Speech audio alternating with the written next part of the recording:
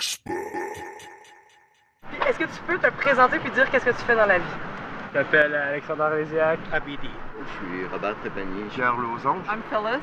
This is Louis. J'enseigne à l'UQAM. Je suis ingénieur junior. Je suis à la retraite. Je suis sans emploi présentement. Je suis cuisinier. I'm not employed right now. La première question, c'est quoi pour toi l'itinérance? L'itinérance, je crois que c'est un peu de perdre le mémoire. C'est juste la détresse humaine, c'est tout. L'itinérance, c'est un problème social plus qu'autre chose.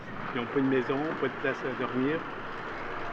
Ils dorment dans les parcs souvent, dans le métro. Ça veut dire qu'ils s'en foutent un peu des itinérants. Il y a deux sortes d'itinérance aujourd'hui. Il y a l'itinérance qui a été causée par les drogues, l'alcool, l'autre, puis les problèmes familiaux. Puis l'autre itinérance, c'est l'itinérance des maladies mentales. Il y a l'itinérance, c'est les gens qui sont probablement sans abri, qui ont besoin d'aide. Puis selon vous, c'est qui devient itinérant? Selon moi, il n'y a pas de personne cible en particulier. Celui qui perd la tête. C'est n'importe qui, ça peut toucher des familles, des personnes qu'on pense qui sont très à l'aise dans leur vie niveau financier et mental, mais non. Donc ça peut arriver à n'importe quelqu'un. Le monde se croit au-dessus de tout leurs affaires, mais bien souvent on est en surendetté, on paye des cartes de crédit. Du jour au lendemain, on peut perdre son emploi, on peut perdre sa famille, puis on peut aller dans la rue. Parce que quand on voit des jeunes qui sont itinérants, il y a quelque chose qui n'est pas. De plus en plus probable qu'il va y avoir de plus en plus d'itinérance parce que les machines sont en train de remplacer l'homme. Ce pas des gens qui ont perdu une fortune ou des choses comme ça. Pourquoi ils deviennent? C'est que dans le cerveau. C'est un problème, ça me fait peur des fois.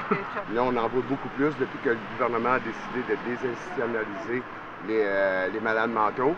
Ceux qui sont quand même assez aptes à pouvoir rester en appartement ou en appartement supervisé. Mais ce qui arrive la plupart du temps, ces gens-là, ils n'ont pas eu suivi dans leur médication. Alors, ils se laissent aller et tout. Tout peut arriver.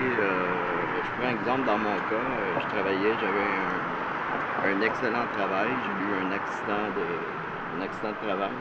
Ce qui fait qu'aujourd'hui, je suis sur l'aide sociale. J'ai beau essayer de m'en sortir, mais j'ai des limitations. Alors, je pourrais, comme bien des gens,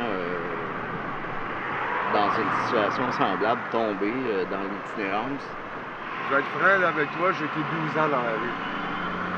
Pas parce que c'est quelque chose que j'ai voulu vivre. Okay? J'étais toxicomane, j'ai consommé beaucoup. Puis je me suis pris en main, j'ai fait une thérapie fermée. Je suis sorti au bout de 5 mois. Puis là, aujourd'hui, ça fait 5 ans que je touche pas à rien. J'ai mon appartement, je gère, j'ai ma copine, je travaille. Mais moi, c'était le choix que j'ai fait parce que je priorisais ma drogue.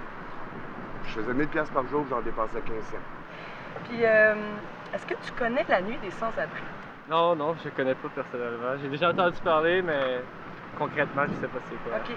La nuit, oui, je connais. J'ai déjà participé une fois. Never heard No? of it. Okay. No, sorry. J'ai entendu parler vaguement, oui. Puis cette année, la nuit des sans-abri a comme pour thème l'itinérance pas dans ma cour. À quoi ça vous fait penser, ça? Je crois que c'est comme une entraide ou chose comme ça pour les gens qui sont dans le besoin. Ça me fait beaucoup de peine, mais venez pas proche de moi avec ça. Je veux pas que ça m'atteigne. C'est ça que ça me dit. Pas dans ma cour, ça veut dire qu'on n'en veut pas près de chez nous ou quoi que ce soit. J'ai pas idée. Oh, it almost sounds like you're not willing to have anyone in your area. C'est-à-dire, on veut pas voir l'itinérance un peu comme qu'on peut pas voir les mauvaises choses de la vie. On veut juste voir le beau côté des choses. On essaie de se cacher un petit peu face aux problèmes des autres, mais on le sait bien que ça existe, mais nous, on veut juste vivre la belle vie et ne pas être affecté par ça. On veut l'ignorer ou on veut pas le voir. Mais c'est un coup que tu es rendu là, tu le vois.